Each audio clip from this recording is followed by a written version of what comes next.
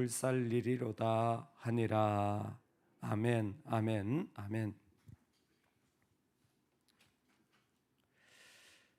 멋지고 아름다운 말을 통하여서 인생의 참 중요한 것들을 말하여 주는 것도 참 괜찮은 일이라 생각이 듭니다. 드라마 같은 것을 보면 마지막 그 한마디가 얼마나 인상 깊게 남겨지는지 모릅니다. 제가 본 영화들에서 좀 공통적으로 많이 나온 마지막 유언 같은 대사가 하나 있는데 참 기억에 남아요. 저 영화를 봐도 똑같은 대사가 나오고 저 영화를 봐도 똑같은 대사가 나와서 제가 영화 제목은 기억이 안 나는데 그 대사 한마디가 똑같더라고요.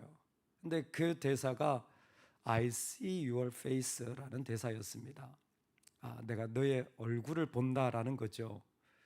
마지막에 이게 참 누군가의 얼굴을 보는 게 그렇게 귀하고 좋고 참 또 마지막에 하고 싶은 말인가 봐요. 그래서 내가 너의 얼굴을 본다라는 게 참 감동적으로 다가오는 대사 같았습니다. 여러분, 그런데 감동적인 말만큼이나 우리 삶에 더 크게 말하여지는 것이 있는 것 같아요. 우리의 온 몸을 통하여, 우리의 온 삶을 통하여 여러분, 우리가 말하고 있다는 거 아세요? 지금 내가 하루를 통하여 말하고 있고요, 내가 하루를 생활하면서 말하고 있고요, 내가 한 주를 지나면서 말해온 거예요. 여러분, 내가 말해온 게 뭘 말해온 것 같으십니까? 내가 뭘 지금 꼭 말하고 싶었던 것 같으세요? 예수님은 십자가에서 다 이루었도다 그러셨는데 예수님이 정말 다 이루시려고 했던 그분의 생애는 무엇이었습니까?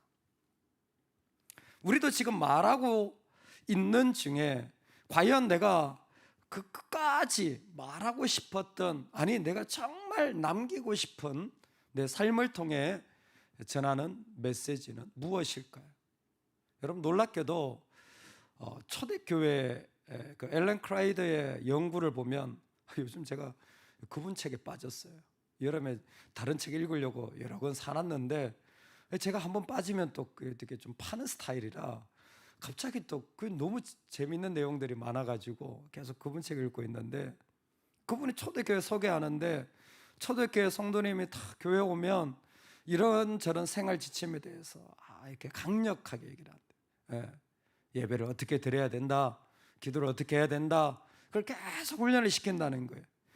여러 가지 생활 가운데서 어려운 사람들을 보면 꼭 도와줘라. 할렐루야, 할렐루야. 어려운 사람은 꼭 도와주시기 바랍니다. 그리고 약한 자들이 있으면 위로해 줘라. 그리고 아픔이 있는 자들을 찾아가라. 이런 이야기를 꼭 하는 거예요. 여러분, 꼭 찾아가시기 바라요. 요즘은 방콕을 많이 하시죠. 뒹굴뒹굴. 집에 있지 마세요. 어려운 사람 정말 많습니다. 찾아가세요. 내가 찾아가면 돼요. 그럼 나도 기쁨이 넘치는 거예요. 근데 없는 게 한 가지 있다는 거예요. 요즘에 비해서. 요즘도 뭐 말씀을 전하면서 그런 말씀을 나누잖아요. 없는 게 하나 있다는 거예요. 그게 뭐냐면 복음을 전하라는 가르침은 없다는 거예요. 예수님을 전하라, 이런 가르침은 없다는 거예요. 신기하죠? 왜? 초대교회는 우리가 정말 예수님처럼 사는 게 너무너무 중요했기 때문에 그렇게 사는 것에 초점을 뒀는데, 놀랍게도 그렇게 사는 것에 초점을 두자 기본적으로 한 30%, 많은 학자는 50%까지 1년에 증가되어지는 걸 본다라는 거예요. 근데 한마디도 복음을 전하는 말이 없었다는 거예요. 무슨 얘기입니까? 복음을 전하는 말을 하지 말라는 거예요? 아니에요. 그거 해야 됩니다. 해야 돼요. 근데 초대교회는 상황적으로 그 말을 할 수가 없었어요. 왜? 로마의 그 압제 속에서, 카타콤의 생활 속에서, 그리고 그 복음을 믿는 것으로 말미암은 사회적 압박이 얼마나 힘들었는지 몰라요. 그러니까 그런 말 할 수 있는 상황이 안 됐어요. 근데 말하고 싶은 건 뭡니까? 그 말 안 해도 그 사람들의 모습이 더 크게 말하더라는 거예요. 그 사람들의 생활이 더 크게 말하더라는 거예요. 그 사람들의 얼굴과 돈 씀씀이와 생활과 나눠주는 그 모습이 훨씬 더 크게 말하더라는 거예요. 그게 강력한 복음의 역사였다라는 것입니다. 다윗의 마지막 유언을 우리가 접하게 됩니다. 저는 다윗의 마지막 유언이 여기에도 있고 또 역대상에도 또 있어요. 근데 내용이 좀 다릅니다. 특별히 오늘 이 다윗의 마지막 말은 그의 시인과 같은 모습을 한 번 더 발휘하는 걸 보게 되어져요. 그런데 있잖아요, 시인들은 참 좋은 게 있는 것 같아요. 음악을 하든 시를 짓든 기술을 가지고 있든 뭔가 하나님께 자기의 것으로 드리려고 하는 자들 속에는 말할 수 없는 축복의 자리가 하나 있는 것 같아요. 그게 뭐냐면 하나님이 분명하게 계시다라는 거예요. 하나님이 분명하게 계시다라는 거예요. 그러니까 노래할 수 있겠죠. 할렐루야. 하나님 분명하게 계시는 거예요. 그 하나님이 분명하게 계신 자리를 하나님을 경외한다라고 표현한 거예요. 이스라엘의 하나님이 말씀하시며 이스라엘의 반석이 내게 이르시기를 사람을 공의로 다스리는 자, 하나님을 경외함으로 다스리는 자여. 아멘. 다윗의 평생에 하나님이 분명히 계셨어요. 어떤 하나님이냐? 어떤 하나님이냐? 반석 같은 하나님이라고 한 번 더 얘기하는 거예요. 반석 같으신 하나님. 어떤 상황에서도 나를 든든하게 세워주시는 그 반석 같으신 하나님이 계시는데, 그러면 그 하나님이 계시다라는 것을 다윗의 인생은 어떻게 말했느냐? 나는 그분을 경외한다라는 거예요. 그래서 내가 왕이지만 앞으로 왕이 될 사람들, 앞으로 왕으로 일어날 이 나라의 왕국의 하나님 백성들, 내가 꼭 말해주고 싶은 것은 하나님이 반석 같으신 분인데 뭐예요? 그분을 경외하라는 거예요. 그게 그의 인생이 말한 거예요. 그의 인생이 선포한 겁니다. 하나님을 경외한다라는 것은 잠언에서 한번 나눴습니다. 야레라는 말입니다. 야레라는 것은 두려워하라라는 거예요. 함부로 대하지 말라는 거예요. 여러분 예배 함부로 드리시면 안 돼요. 초대교회도요 예배 함부로 들어오지 못하겠더라고요. 자세 확실하게 잡고 여러분 태도 확실하게 잡고 예배에서 하나님을 두려워하는 기본적인 것을 세워가도록 훈련시켰더라고요. 준비가 안 돼 있으면 밖에 세워둬요. 예배 못 들어오게 해요. 특히 성찬식 할 때는요 소수만 합니다. 왜? 하나님을 함부로 대하는 것은 옳지 않기 때문에요. 지금도 세례 받지 못하면 성찬식 못 들어오잖아요. 야래 두려워하라는 거예요. 그런데 또 하나가 있죠. 뭡니까? 하나님을 경외한다라는 것은 하나님께 이끌린다는 거예요. 두려운 마음이 있는 게 무서운 것만 있는 게 아니에요. 항상 하나님께 이끌림을 받는 거예요. 여러분 우리 마음에 경외가 있어요. 하나님만 경외하는 게 아니에요. 애들은요 아이스크림 가게를 경외합니다. 할렐루야. 여러분 여성분들은요 옷가게를 경외하잖아요. 물론 여러분들 안 그러실 수도 있지만 우리 다 경외, 이끌리는 게 있는 거예요. 이끌리는 게 있는 거예요. 운동 좋아하시는 분들은 스포츠 채널 보면 막 이끌리는 거예요.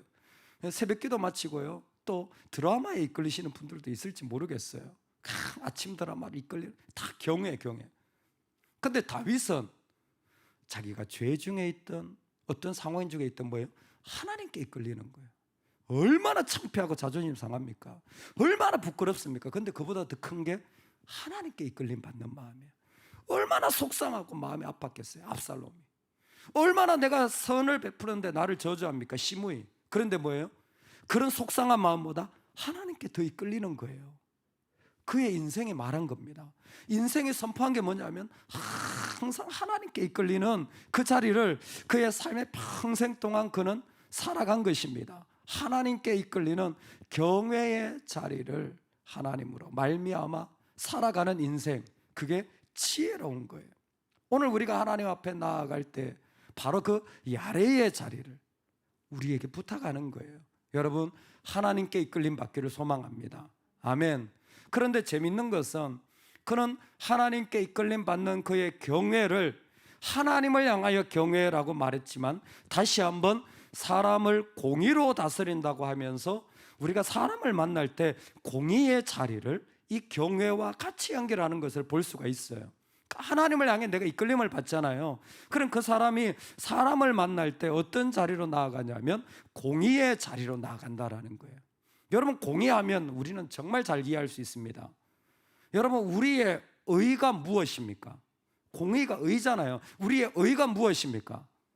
우리의 의가 무엇이냐면 십자가입니다. 우리는 원래 죄인이었어요. 죄는 값을 지불해야 됩니다. 죄값을 받는 게 맞아요. 죄는 반드시 값을 지불해야 돼요. 그런데 모든 사람들에게 죄값 지불하라 그러면요, 다 죽어야 돼요. 왜? 사람은 그 죄의 값을 지불할 능력이 없는 거예요. 지불할 능력이 없기 때문에 어떻게 해요? 더 큰 죄를 지어요. 죄를 감추려고 더 큰 죄를 짓는 거 외에는 방법이 없어요. 죄를 지불할 능력이 없어요. 놀랍게도 있잖아요, 부모가 자식한테 죄를 얼마나 많이 짓는지 몰라요. 여러분 그런 생각 해보셨습니까? 부모가 자식한테 죄를 얼마나 많이 짓는지 몰라요. 저는 그냥 아주 부모 되는 게 너무 창피하고 부끄러운 것 같아요. 왜? 자녀를 대할 때마다 실수와 생각지 않은 태도와 모습이 너무 많이 나오는 거예요. 나는 정말 좋은 거 주고 싶은데 좋은 게 아니라 너무 안 좋은 걸 많이 주는 것 같은 거예요. 야, 정말 부모 되는 게 얼마나 많은 죄를 주고 있는지, 그건 내가 다 갚으라고 한다면 아마 평생 속죄해도 못할걸요? 죄는 값을 요구합니다. 그런데 그 값을 지불할 능력이 우리에게는 없었어요. 그러니까 더 힘든 거예요. 그때 예수님 우리를 위하여 십자가에 죽으심으로 그 죄의 값을 지불해 주셨잖아요. 그게 우리의 의가 되어진 거예요. 그게 우리의 의가 되어진 것입니다. 그래서 주님은 우리에게 그 의를 가진 자를 통하여 너희를 핍박하는 자를 어떻게 하라? 축복하라. 너희를 악으로 대하는 자를 어떻게 하라? 악으로 갚지 말고 선한 일을 도모하라. 왜? 나의 나된 것은 하나님의 은혜로 된 것이기 때문에. 그 하나님을 경외하는 자들의 마음속에 공의의 마음이 있을 때, 즉 십자가의 마음이 있을 때 그의 안에는 나의 나된 것은 다 하나님의 은혜로 된 것이라는 거예요. 우리만 그런 줄 아세요? 다윗도 똑같은 마음이었어요. 다윗이 처음 자기를 소개할 때 내가 이스라엘의 강력한 첫 번째 왕이다. 사울이 왕이었지만 통일 왕국에 이렇게 소개하지 않아요. 나는 이새의 아들이다. 왜요? 자기 촌놈이라는 거예요. 사울은 기스 아들이잖아요. 집안이 빵빵합니다. 자기가 아무것도 아니었다는 거예요. 자기는 죽으면 왕으로 죽는 게 아니라 한 명의 인간으로 죽을 뿐이라는 거예요. 왕이 뭐 필요합니까? 사장이 뭐 필요합니까? 부가 뭐 필요합니까? 가난이 뭐 필요합니까? 인간으로 그냥 죽을 뿐이에요. 아무것도 없어요. 하나님 앞에 나를 나되게 한 것은 은혜라는 것을 다윗도 알았어요. 이새의 아들로 살았던 겁니다. 그리고 지금 이새의 아들로 마지막을 말하는 거예요. 다 사라질 그 자리에 하나님의 의가, 하나님의 은혜가 나를 여기까지 세웠다라는 것을 누구를 만나든 잊지 마시기 바랍니다. 내가 하나님께 이끌림을 받을 때에 나를 이만큼 세워준 것은 하나님의 은혜예요. 여러분, 우리가 그것을 잊어버리는 순간 우리에게서 쓴뿌리가 나와서 우리를 괴롭게 한다고 히브리서가 말하고 있습니다. 우리가 하나님의 은혜로 된, 내가 하나님의 그 공의로 십자가로 되어진 것을 잊어버리는 순간 다윗은 뭐라고 말하냐면 네가 사악한 자가 되어질 것이다. 사악한 자가 될 거는 하나도 유익한 것이 없다는 거예요. 네가 있으므로 하나도 유익한 것이 없다라는 거예요. 근데 우리가 언제 유익합니까? 내가 좋은 것 줄 때? 아니요.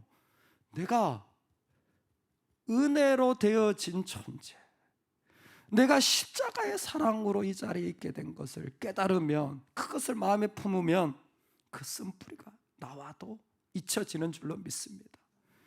내 안에 악한 것이 있더라도 그 은혜로 말미암아 무너지게 될 줄로 믿습니다. 여러분, 그게 우리의 유산 되기를 말합니다. 내가 정말 내 인생을 통하여 말하고 싶은 한 가지는 나는 하나님께 이끌림을 받습니다. 이렇게 어렵고 답답해도 나는 하나님께 이끌림을 받습니다. 나는 이런 상황에서도 내 하나님을 원하시면 그 일을 합니다. 할렐루야. 나는 하나님께 이끌림을 받습니다. 그 하나님께 이끌림을 받을 때 그분은 나를 십자가로 받아주셨기 때문에 나는 내가 잘해서가 아니라 은혜로 이만큼 세워진 것임을 선포합니다. 우리 고백한다면 그게 이 세상을 향한 가장 귀한 유산이 될 줄로 믿습니다. 그 은혜의 자리, 저와 여러분이 주님처럼 다 이루었도다 크게 말할 수 있기를 소망합니다. 정말 온 삶을 다해 나는 하나님께 이끌림을 받습니다, 은혜로 되어진 존재입니다. 오늘 살아가는 모든 자리에 그 선포가 우리의 모습과 몸짓을 통하여 이루어지기를 주의 이름으로 축원합니다. 아멘, 아멘.